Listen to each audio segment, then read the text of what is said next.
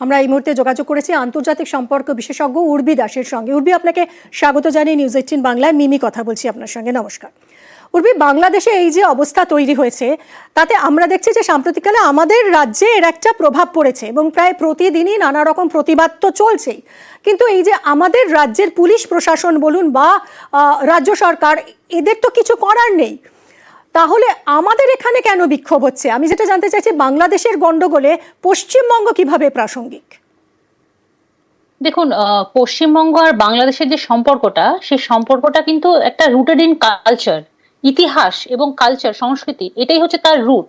মানে আমরা যখন, আপনি যদি ডিভিশনটা হয়েছে দেখেন, একটা কালচারকে বা একটা নেশনকে, যেটা আমরা বলি, দুটো স্টেটে ডিভিশন করে দেওয়া হয়েছে।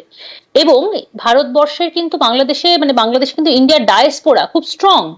এই ডায়াসপোরাটার মধ্যে হিন্দু যারা রয়েছে বা হিন্দু মাইনরিটিস যারা ওখানে রয়েছে, তারাও কিন্তু খুব স্ট্রং।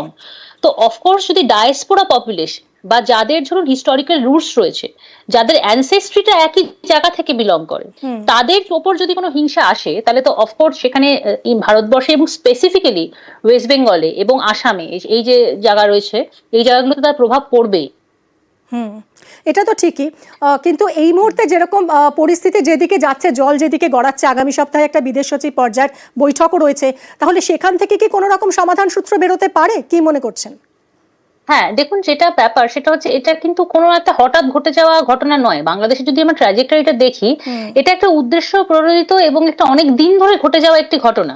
আপনি 2009 সালে দেখুন, সেখানে ইসকনের একটি অরফানেজ, চিটাগং এর একটি অরফানেজে প্রথমে অ্যাটাক হয়। তারপরে 2015 সালে বাংলাদেশের যে দিনাজপুরের বলে জায়গাটা রয়েছে, সেখানে ইসকন টেম্পলের উপর অ্যাটাক হচ্ছে। তারপরে সিলেটে ইসকনের উপর অ্যাটাক হয়েছে।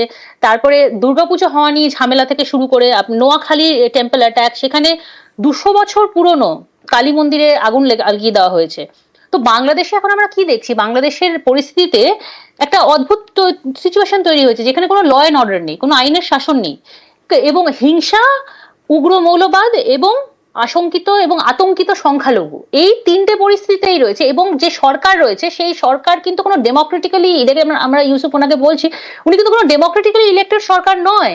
তো একটা ডেমোক্রেটিক্যালি, এবং যখন তিনি এসেছিলেন মোহাম্মদ ইউনূস, এবং যখন হাসিনাকে ক্ষমতাচ্যুত করা হলো, তারপরে যখন এই অন্তর্বর্তী সরকার গঠন হলো, তখন একটা দাবি করা হয়েছিল যে এবার সাম্প্রদায়িক সম্প্রীতি বজায় থাকবে, এবার একটা মুক্ত আলোচনার পরিবেশ থাকবে, কিন্তু কোথায় কি, কিছুই তো হচ্ছে না। তাহলে এখন কি, বরঞ্চ আমরা যেটা দেখছি, আপনি যেটা বলছিলেন যে শান্তিতে নোবেল পেয়েছেন মোহাম্মদ ইউনূস, অথচ দেখা যাচ্ছে যে তার জামানাতেই অশান্তি আরো বেশি হচ্ছে।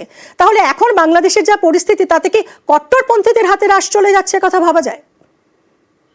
সরকার সুশাসন দিতে হলে সরকারের মধ্যে, মানে 8খানা পয়েন্টস দেয় ইউএনডিপি, তার মধ্যে একটা অ্যাকাউন্টেবিলিটি বা দায়বদ্ধতা খুব ইম্পর্টেন্ট, আইনের শাসন খুব ইম্পর্টেন্ট, কনসেনসাস ওরিয়েন্টেড, মানে একটা সরকার তৈরিতে সবার কনসেন্ট থাকতে হবে, এবং সেখানে মাইনরিটি রাইটস প্রোটেকশন গণতন্ত্রের একটি খুব মূল বিষয়।